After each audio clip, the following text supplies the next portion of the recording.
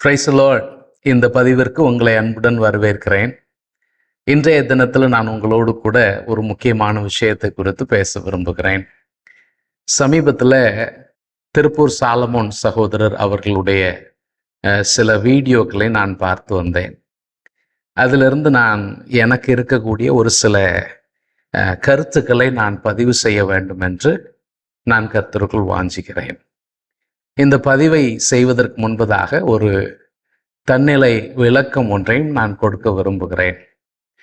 நான் பெந்தகோஸ்தே அல்லது கரிஸ்மேட்டிக் என்று அறியப்படக்கூடிய கொள்கையை நம்புகிற ஒரு நிலையில் இருக்கக்கூடிய ஒரு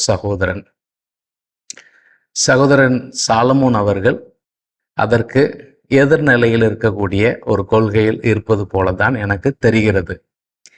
இப்போ நாம் எந்த ஒரு பின்னணியத்தில் இருக்கிறோமோ அந்த பின்னணியத்தின் அடிப்படையிலே தான் நம்முடைய வேதாகமத்தை அணுகுகிறோம். நாம் அறிந்தோ அறியாமலோ நமக்கு அப்படிப்பட்ட ஒரு வேர்ல்டு வியூ என்று சொல்லுவார்கள்.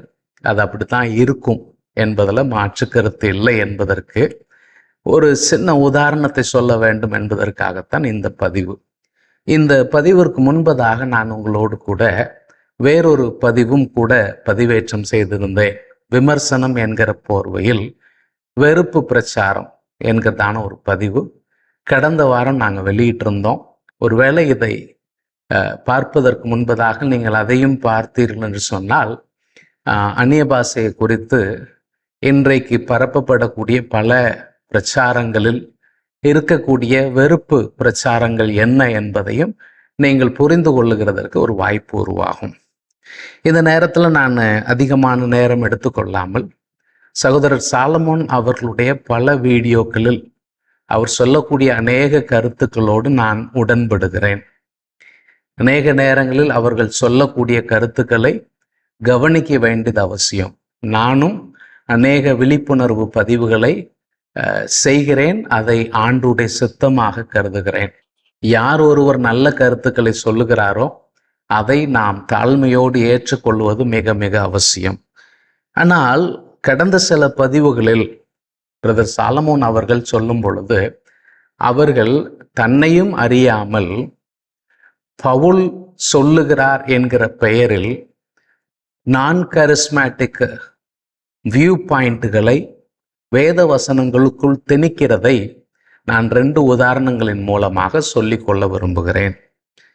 அவர் முதல்ல ஒரு அந்நிய பாஷை குறித்து பேசின ஒரு பதிவில் 1 கொரிந்தியர் 14ஆம் அதிகாரத்திலிருந்து அந்த அந்நிய பாஷை இன்றைக்கு பேசப்படுகிற பாஷை அதுதானா, பவுல் எதை பேசினார், இன்றைக்கு இருக்கிற அந்நிய பாஷை குறித்து பவுல் என்ன சொல்லுவார் என்பதெல்லாம் அவர் பேசிட்டு வரும் பொழுது அந்த 14ஆம் அதிகாரத்தின் இறுதியில் அவர் சொல்கிறாரு, இதெல்லாம் ஏன் சொல்லியிருக்கு அப்படின்னு சொன்னால் நீ தப்பிச்சுக்க அப்படிங்கிறதற்காக பவுல் அதை எழுதியிருக்கிறார் என்பதை அவர் பேசுகிறார். நான் 1 கொரிந்தியர் 14 வாசிக்கும் பொழுது தப்பிச்சுக்க அப்படின்னு சொல்லக்கூடிய நிலையில எந்த ஒரு வசனமும் இருக்கிறது போல எனக்கு தெரியவில்லை. அதனால இந்த தப்பிச்சுக்க அப்படின்னு சொல்லக்கூடிய பதத்தினுடைய அர்த்தம் வேறு வழியில சொல்லுவோன்னு சொன்னா, சில காலங்களுக்கு முன்பதாக இன்றைக்கும் அநேகர் உன்னிடத்தில் அந்நிய பாஷை இல்லைன்னு சொன்னா பரிசுத்த ஆவி உன்னிடத்தில் இல்லை என்று பேசுகிறவர்கள் இருக்கிறார். இது ஒரு ரகம். நான் அதை அவ்விதமாக பார்க்கவில்லை. பரிசுத்த ஆவியானவர் ஒவ்வொருவருடைய வாழ்விலும் இல்லாமல் அவர்களால் ரட்சிப்படைய முடியாது என்பதில் எனக்கு மாற்று கருத்து இல்லை. ஆனால் அதே நேரத்தில் பரிசுத்த ஆவியானவருடைய அபிஷேகத்தை விசேஷமாய் பெற்றுக்கொள்ளுகிற அனுபவத்திற்கும் நான் திறந்த ஒரு மனநிலையில் தான் இருக்கிறேன். அதை என்னுடைய வாழ்க்கையில் தனிப்பட்ட விதத்தில் அனுபவித்தும் கொண்டிருக்கிறேன். பவுலை போல நானும் இன்றைக்கு அந்நிய பாஷை பேசுகிறவனாக இருக்கிறேன். அப்படிங்கிறதுனால எனக்கு அங்கேயும் பிரச்சனை இல்லை, இங்கேயும் பிரச்சனை இல்லை. ஆனால் அதே நேரத்தில் இன்றைக்கு இருக்கக்கூடிய அந்நிய பாஷை எல்லாமே தவறு என்கிற போர்வையில் பேசப்படுகிற நான் கரிஸ்மேட்டிக் வியூ பாயிண்ட்டை சகோதரர் சாலமோன் இங்கே திணிக்கிறார் என்பதை தப்பிச்சுக்க என்று சொல்லக்கூடிய வார்த்தையின் மூலமா அவர் என்ன சொல்ல வர்றாரு? பெந்தகோஸ்தே அமைப்புகளிலிருந்து வெளியே வந்துருங்க, இந்த அந்நிய பாஷையை முக்கியப்படுத்துகிற ஒரு இடத்துலேருந்து வெளியே வாங்க என்று சொல்லுகிறார். இதில் இன்னொரு ஒரு படி மேலே போய் அவர் சொல்கிறார், இந்த தவறான உபதேசங்கள், அநேக தவறுகள், தசமபாக காணிக்கை கொள்ளையர்கள், இது போன்ற கிறிஸ்தவத்தில் நடைபெறுகிற எல்லா தவறுகளை செய்யக்கூடிய அநேகரும் ஒரே ஒரு காரியத்தில் ஒன்றித்திருக்கிறார்கள், அவர்கள் அந்நிய பாஷை பேசுகிறவர்கள். அப்போ அவர் சொல்றது எப்படி இருக்குன்னு சொன்னா, ஒரு பானை சோத்துக்கு ஒரு சோறு பதம் என்கிற வகையில் அந்நிய பாஷை பேசுகிறவர்கள் எல்லோரும் திருடர்கள் தான், காணிக்கை கொள்ளையர்கள் தான், அவர்கள் தவறு செய்கிறவர்கள் தான், அவர்கள் தவறான உபதேசத்தில் இருக்கிறவர்கள் தான் என்கிற மாதிரியான ஒரு நிலைக்கு இந்த லாஜிக் எடுத்துட்டு போவது போல எனக்கு தோன்றுகிறது. இதில் நான் சொல்லுகிறது தவறாக இருக்க வேண்டும் என்று மனப்பூர்வமாக விரும்புகிறேன். ஆனால் சகோதரர் சாலமோன் அவர்கள் நடுநிலைமையை இழந்து அவர்கள் நம்புகிறதான நம்பிக்கையை வலு சேர்க்கும்படியாக பவுலுடைய வாக்கியத்தில் இந்த கருத்துக்களை திணிக்கிறாரோ என்கிற ஒரு பயம் எனக்கு இருக்கிறது. சரி, இன்றைக்கு அவர் இன்னொரு காரியத்தை கூட சொல்றார். ரகசிய பாஷை என்கிறதற்காக 1 கொரிந்தியர் 14ஆம் அதிகாரம் 2வது வசனம். அந்த ரகசிய பாஷையை குறித்து அந்த வசனம் என்ன சொல்லுது அப்படிங்கிறத நம்ம பார்த்துட்டு அதிலிருந்து ஒரு சில காரியங்களை நான் சொல்ல விரும்புகிறேன். ஏனெனில் அந்நிய பாஷையில் பேசுகிறவன் ஆவியினாலே ரகசியங்களை பேசினாலும் அவன் பேசுகிறதை ஒருவனும் அறியாதிருக்கிறபடியினாலே அவன் மனுஷரிடத்தில் பேசாமல் தேவனிடத்தில் பேசுகிறான். இடத்துல சகோதரர் சாலமோன் அவர்கள் என்ன சொல்றாங்க அப்படின்னா, அவன் ரகசியம் பேசுகிறான், அவன் தேவனிடத்தில் பேசுகிறான். தேவனுக்கு ரகசியம் என்பது ஒன்றுமில்லை. அப்ப அவன் என்ன ரகசியத்தை பேசணும்? ரகசியம் என்பது இவனுக்கு தான் தெரியணும், தேவனுக்கு தெரிய வேண்டியதில்லை. தேவனுக்கு சொல்லிக் கொடுக்க வேண்டிய ரகசியம் ஒன்றுமே இல்லை. அப்படியானால் இந்த வசனம் அப்போஸ்தலனாகிய பவுலால் கொரிந்தியரை கடிந்து கொள்ளும்படியாக, பவுல் கடிந்து கொண்டு எழுதினதான ஒரு வசனம் என்று இவர் சொல்லுகிறார். இவர் மட்டுமல்ல, இது ஒரு நான் கரிஸ்மேட்டிக் பயஸ் என்று நான் இந்த இடத்துல சொல்லிக்கொள்ள விரும்புகிறேன். ஜான் மெக்கார்த்தர் மற்றும் பல பேப்டிஸ்ட் பிரதரன் அமைப்புகளை சேர்ந்த பல கமெண்டேட்டர்ஸ் இந்த ஒரு தோணியில போகக்கூடியவர்களாய் இருக்கிறார்கள். ஆனால் அதே நேரத்தில் இந்த வேத பகுதியை நாம் கொஞ்சம் கருத்தூன்றி வாசித்து பார்த்தோம்னா ஒரு விஷயத்தை நம்ம புரிஞ்சுக்கலாம். அதாவது இந்த இடத்துல அந்நிய பாஷை பேசுகிறதோ தீர்க்க தரிசனம் சொல்லுகிறதோ பிரச்சனை கிடையாது.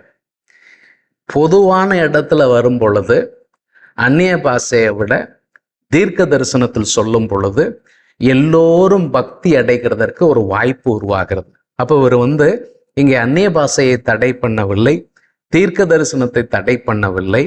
அந்நிய பாஷையோடு கூட வியாக்கியானம் இருக்க வேண்டும் என்பதையும், தீர்க்க தரிசனம் இதைவிட அதிக பயனுள்ளது என்பதையும் தான் அந்த இடத்துல பதிவு செய்கிறாரே ஒழிய, பெந்தகோஸ்தே அமைப்பினரை வெறுப்பதற்காக ஒரு அதிகாரம் எழுதப்பட்டிருக்கிறதாக அநேக பெந்தகோஸ்தே அல்லாதவர்கள் பயன்படுத்துகிறதற்காக இந்த அதிகாரம் கொடுக்கப்படவில்லை என்பதை நாம முதல்ல ஞாபகத்துல வச்சுக்கிடணும். சரி, இப்போ இதை சொல்லிட்டு அவர் ஒன்று ரெண்டு வேறு வியாக்கியானங்களில் இந்த வேத பகுதியை வாசிச்சாரு. நானும் உங்களுக்கு ஒரு 2 வேத ஆங்கில வேர்ஷன்ஸை நானும் உங்களுக்கு வாசித்து காமிக்க விரும்புகிறேன். த மெசேஜ் அப்படிங்கிறதான ஒரு வெர்ஷனில் இது எப்படி இருக்கு? இந்த 2வது வசனம், if you praise him in the private language of tongues, God understands you, but no one else does, for you are sharing intimacies just between you and him. தமிழ்ல சொல்றேன், நீங்கள் தனிப்பட்ட பாஷைகளின் மொழியில் பேசினால் தேவன் உங்களை புரிந்து கொண்டாலும் வேறு ஒருவரும் உங்களை புரிந்து கொள்வதில்லை. ஏனெனில் நீங்கள் தேவனுக்கும் உங்களுக்கும் இடையே மட்டும் நெருக்கத்தை பகிர்கிறீர்கள். தி ஆம்பிளிஃபைட் பைபிள் அப்படின்னு ஒரு வெர்ஷன் இருக்கு.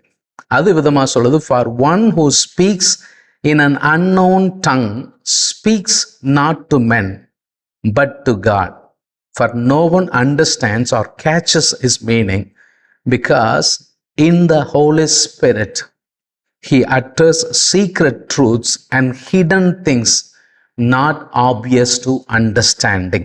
தமிழ்ல சொல்றேன், ஒருவன் அறியப்படாத பாஷையில் பேசினால் அவன் மனிதரோடு பேசாமல் தேவனோடு பேசுகிறான். ஏனெனில் ஒருவரும் அவன் சொல்வதை பிடித்து கொள்ளவோ புரிந்து கொள்ளவோ முடிகிறதில்லை. காரணம், அவன் பரிசுத்த ஆவியால் இரகசிய சத்தியங்களையும் வெளிப்படையாய் புரிந்து கொள்ள முடியாத மறைவான காரியங்களையும் பேசுகிறான். இந்த இடத்துல அவன் மறைவான காரியங்களை, டீப் திங்ஸ் ஆஃப் காட் அப்படின்னு சொல்லி வேறொரு மொழிபெயர்ப்புல கூட சொல்லி இருக்கிறது. இந்த இடத்துல சொல்லக்கூடிய இந்த வாக்கியமானது அநேகர் நினைக்கிறது போல அவர்களை எள்ளி நகையாடி கொண்டு ஒரு கிண்டலோடு அவர்களை கடிந்து கொள்ளும்படியாக சொல்லப்பட்ட வார்த்தையாக சொல்லுவது சரியாக இருக்காது. இதை ஒரு அறிஞர் எழுதும் பொழுது கார்டன் டி ஃபீ என்கிறதான ஒரு பைபிள் காமெண்டேட்டர், அவர் இந்த 1 கொரிந்தியர் 14ஆம் அதிகாரத்தை வியாக்கியானம் செய்யும் போது அவர் விதமாக ஒரு பாயிண்ட் சொல்றார். Contrary to the opinion of many, spiritual edification can take place in ways other than through the cortex of the brain.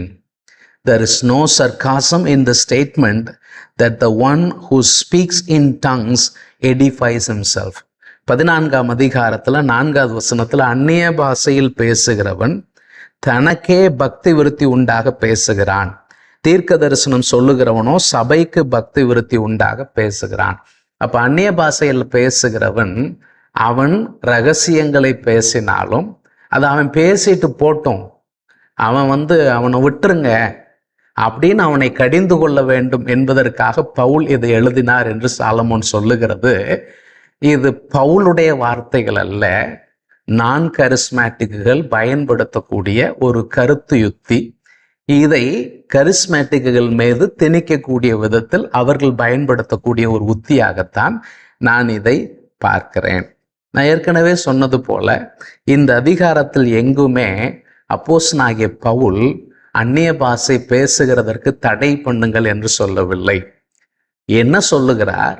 அந்நிய பாஷையில் பேசுகிறது நல்லதுதான், நான் உங்களை விட அதிகமாக அந்நிய பாஷையில பேசுகிறேன். ஆனால் நாம் சபையாக கூடி வருகிற பொழுது, ஒரு ஐக்கியத்தில் கூடி வருகிற பொழுது, இந்த வரங்களுடைய நோக்கம் எல்லாமே பிறரை கட்டி எழுப்ப வேண்டும் என்பதற்காகத்தான். அப்ப பிறரை கட்டி எழுப்ப வேண்டுமானால் நீங்கள் அந்நிய பாஷையில பேசும் பொழுது அதை நீங்களும் புரிந்து கொள்ளவில்லை, பிறரும் புரிந்து கொள்ள முடியவில்லை என்று சொன்னால் அங்கே அந்யோன்ய வளர்ச்சிக்கு, கட்டி எழுப்பப்படுதலுக்கு ஒரு வாய்ப்பு இல்லாமல் போய்விடும் என்பதைத்தான் அவர் சொல்றார். ஆனா அதே நேரத்தில் அந்நிய பாஷையில் பேசுகிறவன் அவன் தன் தேவனோடு பேசுகிறான் என்கிறதோடு நிறுத்தாமல் அந்நிய பாஷையை குறித்து சொல்லும் பொழுது பின்பகுதியில் சொல்லி இருக்கிறது, அந்நிய பாஷையில் துதிக்கிறது இருக்கிறது, அந்நிய பாஷையில் விண்ணப்பம் பண்ணுகிறது இருக்கிறது என்பதை இங்கே அவர் சொல்லி கொண்டுதான் இருக்கிறார்.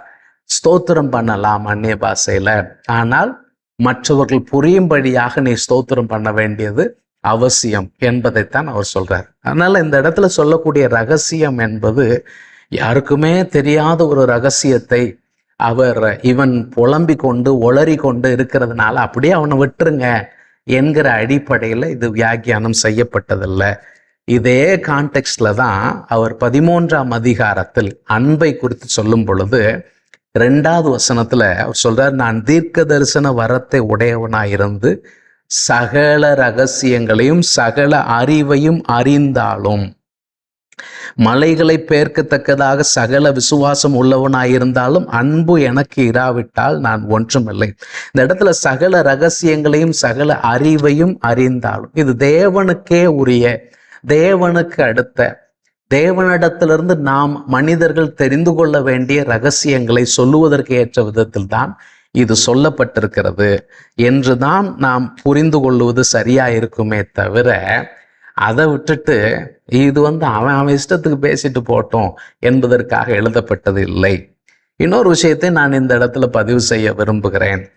இந்த 14ஆம் அதிகாரத்துல முதல் வசனம், அந்த முதல் வசனம் சொல்லுது, அன்பை நாடுங்கள், ஞான வரங்களையும் விரும்புங்கள். இந்த இடத்துல பெந்தகோஸ்தே ஊழியர்களை குத்தி குத்தி காட்டக்கூடிய, பெந்தகோஸ்தே விசுவாசிகளை குத்தி குத்தி பேசக்கூடிய நான் கரிஸ்மேட்டிக்குகள் அன்பை நாடி பேசுகிறார்களா என்கிற ஒரு கேள்வி எனக்கு ரொம்ப காலமா இருக்கிறது. அதற்கு நீங்க தான் பதில் சொல்ல வேண்டும் என்று நினைக்கிறேன். சரி, இப்போ நான் போன பதிவுல ஒரு விஷயத்த சொல்லியிருந்தேன். 2 விதமான கூட்டம் இருக்கிறது. துவக்க காலத்துல இருந்த அடையாள அற்புதங்கள் இன்றைக்கு நடந்து கொண்டிருக்கிறது என்று நம்புகிற ஒரு கூட்டம், இன்றைக்கு நடக்கவில்லை என்று நம்புகிற ஒரு கூட்டம். நடந்து கொண்டு இருக்கிறது என்கிறவர்கள் கண்டினியூவேஷனிஸ்ட் என்று சொல்லுவார்கள். நடக்கவில்லை என்று சொல்லுகிறவர்கள் செசேஷனிஸ்ட். அந்த அடையாள அற்புதங்கள்லாம் நின்று போய்விட்டது என்கிற நிலையில் இருக்கக்கூடியவர்கள். இப்ப நீங்க எந்த நிலையில் இருக்கிறீர்கள் என்பதை பொறுத்து உங்களுடைய வியாக்கியானங்கள் மாறும். அதாவது நான் ஒரு ரிசர்ச் ஸ்டூடெண்ட், எனக்கு சொல்லி கொடுப்பாங்க ஸ்காலர்லி பயஸ் அப்படின்னு ஒன்று இருக்கு. நம்ம எல்லாருக்குமே ஒரு அனுமானம் என்பது இருக்கிறது. அந்த அனுமானத்தில் இருந்து தான் நம்ம செயல்பட வேண்டியிருக்குது. ஆனால் அதே நேரத்தில் எனக்கு என்ன அனுமானம் இருந்தாலும் பேலன்ஸ் நான் தவறாமல் இருக்கணும்னு சொன்னால், எனக்கு பிடிச்ச அந்த கரிஸ்மேட்டிக் அல்லது நான் கரிஸ்மேட்டிக் என்கிற ஸ்டாண்டில் இருந்து, ஏன்னா அது எல்லாமே மனிதர்கள் ஏற்படுத்தின ஸ்டாண்ட்ஸ் தான், அதில் இருந்து நான் பார்க்காம பைபிள் எனக்கு நேரடியாக என்ன சொல்லுகிறது, இவர்கள் சொல்லக்கூடிய இந்த கருத்தில் நான் உடன்படக்கூடிய விதத்தில் வேதாகமம் இருக்கிறதா என்று பார்க்கிறது தான் நமக்கு ஒரு சமநிலைமை தன்மையை தரும் என்பதை நான் நம்புகிறேன். அந்த வகையில் ஒரு செசேஷனிஸ்டாக இந்த பகுதியை அவங்க வியாக்கியானம் பண்ண போனால், நான் நினைக்கிறேன் அவங்களுக்கு இந்த பகுதியில் ஒன்றுமே இல்லைன்னு தான் நினைக்கிறேன். இந்த பகுதியில் கண்டினியூவேஷனிஸ்டை விமர்சிக்கிறதை தவிர அவர்களுக்கு இதில் வேற என்ன இருக்க முடியும்? அதனால இங்கே ஒரு சவாலை நான் வைக்க விரும்புகிறேன். பெந்தகோஸ்தையினர் செய்யக்கூடிய தவறுகள், அவர்கள் தவறு செய்கிறார்கள் என்பது உண்மை. என்ன தவறு செய்கிறார்கள்? அந்நிய பாஷை அடையாளத்தோடு எல்லோரும் அபிஷேகம் பெற வேண்டும் என்பது தவறு. ஏன்னா அவரே பைபிளில் சொல்லியிருக்கு, எல்லோரும் அந்நிய பாஷை பேசுகிறார்களா அப்படிங்கிற ஒரு கேள்வியை பவுலே கேட்கிறார். அப்ப எல்லோரையும் இதுல தான் நீங்க நிரப்பப்பட்டு இருக்கணும்னு சொல்லுகிறது தவறு. ஆனால் அதே நேரத்துல எனக்கு அந்நிய பாஷையின் வரம் வேண்டும் என்று விரும்புகிறவர்கள் அவர்களுடைய விருப்பத்தை தவிர்ப்பதும் தவறு. 2 ஆங்கிளும் அங்க இருக்கு. அப்ப இந்த சாப்டர்ல 2 விஷயம், 3 விஷயமா கூட சொல்லலாம். அந்நிய பாஷை, பாஷைகளை வியாக்கியானம் பண்ணுதல், தீர்க்க தரிசனம். இந்த 3 முக்கியமான வரங்களை குறித்து தான் இந்த பகுதி முழுவதும் பேசுகிறது. இந்த 3 வரங்களுடைய முக்கியமான கான்டெக்ஸ்ட் என்னன்னு கேட்டீங்கன்னா, சபை கூடி வருகிறவருடைய பக்தி விருத்தி, அவங்களை கட்டி எழுப்புகிறதற்கு நான் என்ன செய்ய முடியும்? 1 கொரிந்தியர் 8 சொல்றாரு, அறிவு இருமாப்பை ஏற்படுத்தும், அன்போ பக்தி விருத்தி. அன்பு தான் கட்டி எழுப்பும், அறிவு அன்போடு கலக்கலன்னா உடைச்சு போட்டுரும். அப்ப என்னுடைய விமர்சனம் யாரையும் உடைச்சு போடணும் என்பதற்காக இருக்கும் என்று சொன்னால் அது நிச்சயமாக யாருக்கும் பிரயோஜனமா இருக்க போகிறதில்லை. இது ஒரு பாயிண்ட். இன்னொரு பாயிண்ட் சொல்லி நான் முடிக்க விரும்புறேன்.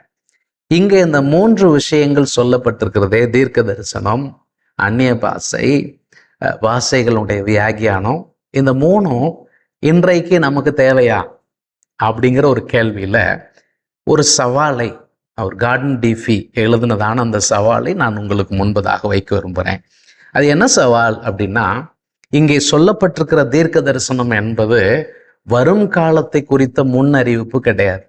இங்க சொல்லியிருக்கிற தீர்க்க தரிசனம் என்ன அப்படின்னு கேட்டீங்கன்னா, 3வது வசனம் அதற்கான ஒரு விளக்கத்தை சொல்லுது. 3வது வசனம் என்ன சொல்லுதுன்னா, தீர்க்க தரிசனம் சொல்லுகிறவனோ மனுஷருக்கு பக்தி விருத்தியும் புத்தியும் ஆறுதலும் உண்டாக பேசுகிறான். அப்ப பக்தி விருத்தி, புத்தி, ஆறுதல். இந்த இடத்துல சொல்ற புத்தி ஆறுதலை சிலர் ஆறுதல் என்பது ஒரு அவர்களை சௌகரியப்படுத்தக்கூடிய நிலையில், அவர்களை தேற்றுகிற நிலையில் இருக்கக்கூடிய வார்த்தை என்றும், புத்தியை எக்ஸார்டேஷன், அவர்களை எச்சரிக்கக்கூடிய ஒரு சத்தம் என்றும் சிலர் விளங்கி கொள்ளுகிறார்கள். நீங்க எப்படி பார்த்தாலும் சரி, இதுல சொல்லி இருக்கிற வசனமானது எதிர்காலத்துல உங்களுக்கு நடக்க போகிற விஷயத்த சொல்லல, நிகழ்காலத்துல உங்களுக்கு தேவையா இருக்கக்கூடிய கர்த்தருடைய வார்த்தை. இன்னைக்கு நீ என்ன சூழ்நிலையில போயிட்டு இருக்கிறியோ அதை குறித்ததான கர்த்தருடைய வார்த்தை. இதுல இன்னொரு விஷயமும் சொல்ல, இந்த இடத்துல சொல்லக்கூடிய தீர்க்க தரிசனம் என்பது ஒரு ப்ரிப்பேர்டு செர்மன் கிடையாது. பாஸ்டர் ஒருத்தர் ஒரு செர்மனை ப்ரிப்பேர் பண்ணி கொண்டு வந்து பேசுறாரு, அது அந்த தீர்க்க தரிசனமாக சொல்லலை. இது ஒரு ஸ்பான்டேனியஸ் ரிசப்ஷன் ஆஃப் காட்ஸ் வேர்ட்னு சொல்லலாம். அதாவது அது நான் ப்ரிப்பேர் பண்ணிட்டு கொண்டு வந்து பேசக்கூடிய ஒரு தீர்க்க தரிசனம் அல்ல. இது கர்த்தருடைய வார்த்தை. அந்த நேரத்துல கூடி வரக்கூடிய அந்த நேரத்துல கர்த்தர் நம்முடைய ஆவிக்குள்ள போடக்கூடிய வார்த்தை. இன்னைக்கு என் கேள்வி என்னன்னா, அப்படிப்பட்ட தீர்க்க தரிசனத்தை நான் கரிஸ்மேட்டிக்குகள் இன்றைக்கு தங்களுடைய சபைகளில் செயல்படுத்துகிறார்களா? ஏன் செயல்படுத்தக்கூடாது? ரெண்டாவது, தீர்க்க தரிசனத்தை நம்புகிறேன் என்று சொல்லி தீர்க்க தரிசனம் சொல்லக்கூடிய பெண்டிகாஸ்டல்ஸ் அவர்கள் தாங்கள் சொல்லக்கூடிய தீர்க்க தரிசனங்களை கவனிக்கக்கூடிய மற்ற மக்கள் அவர்கள் என்ன ஆவியில் அதை சொல்லுகிறார்கள் என்கிறதை நிதானிக்கிறார்களா? இந்த ரெண்டு கேள்வியும் தான் பேலன்ஸை கொண்டு வரும் என்று நான் நம்புகிறேன். அப்போ என்னுடைய தாழ்மையான கருத்து என்னன்னு கேட்டால், கரிஸ்மேட்டிக்குகளிடத்துல இருக்கக்கூடிய நல்ல விஷயங்களை நான் கரிஸ்மேட்டிக்குகள் ஏற்றுக்கொள்ளலாம். அநேகர் ஏற்றுக்கொண்டும் இருக்கிறார்கள். நான் கரிஸ்மேட்டிக்குகள் சொல்லக்கூடிய லெவல் ஹெடடான சில விஷயங்களை கரிஸ்மேட்டிக்குகள் ஏற்றுக்கொண்டுதான் ஆக வேண்டும். அதை ஏற்றுக்கொண்டவர்களும் இருக்கிறார்கள். அதனால சமநிலையோடு நம்ம காரியங்களை நோக்கும்போது நலமா இருக்கும். இது சாலமன் அவர்கள் பெந்தகோஸ்தே ஊழியர்கள், கரிஸ்மேட்டிக் ஊழியர்கள் செய்யக்கூடிய தவறுகளை சுட்டி காட்டி அவர்கள் மிகப்பெரிய ஒரு வருத்தத்தில் இருப்பது போல சில காரியங்கள் சொல்லுகிறதை நான் பார்க்க முடிந்தது. அவர்கள் கடைசியில் அதை சொல்லும் பொழுது, நான்லாம் யூடியூப்ல டொனேஷன் கேட்டு ஒரு பெரிய இடத்த வாங்கி பெரிய சர்ச்சை கட்டியிருக்க முடியும். நான் வாடகை இடத்துல தான் இருக்கிறேன். நாங்கள் காணிக்கை பெட்டி வைக்கிறோம், காணிக்கையோ தசம பாகமோ நாங்கள் கட்டாயப்படுத்தி கேட்கறதில்ல அப்படின்ட்டு அவர் சொல்கிறார். அருமையான சகோதரனுக்கு நான் சொல்லிக்கொள்ள விரும்புகிற ஒரு வார்த்தை, இது அவருக்கும் தெரியும். உங்களை மட்டுமல்ல, உங்களைப் போலவே அநேக பெந்தகோஸ்தே ஊழியர்கள், சின்ன சின்ன ஊழியர்கள், பல ஆயிரக்கணக்கில் இருக்கக்கூடியவர்கள், காணிக்கையை கேட்காம ஊழியம் செய்யக்கூடிய ஊழியர்கள் இருக்கிறார்கள். தசம பாகத்தை கட்டாயம் நீ கையில் கொடுக்கணும்னு கேட்காம, கையிலையே தசம பாகத்தை நீ கொடுக்கக்கூடாது. நீ கர்த்தருக்கு தானே கொடுக்குற, வேணா பெட்டியில் போட்டு போ, இல்லைன்னா போ, கர்த்தர் என்ன நடத்துவார்னு சொல்கிற ஊழியக்காரங்க இருக்கிறாங்க. ஏன் இன்னும் ஒரு படி மேலே போய் சொல்கிறேன், சில ஊழியர்கள் விசுவாசிகளுக்கு சில படிப்பினைகளை சொல்லி கொடுக்கணும் என்பதற்காக காணிக்கை பெட்டியவே தூக்கி தூர வச்சவங்கெல்லாம் இருக்கிறார்கள்.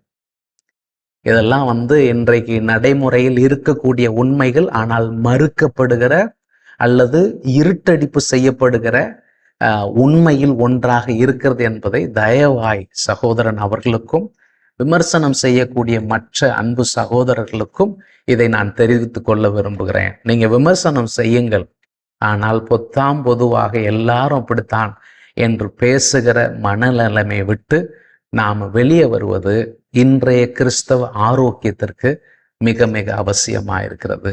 கர்த்தர் தாமே நம்மை ஆசீர்வதிப்பாராக. ஆமென்.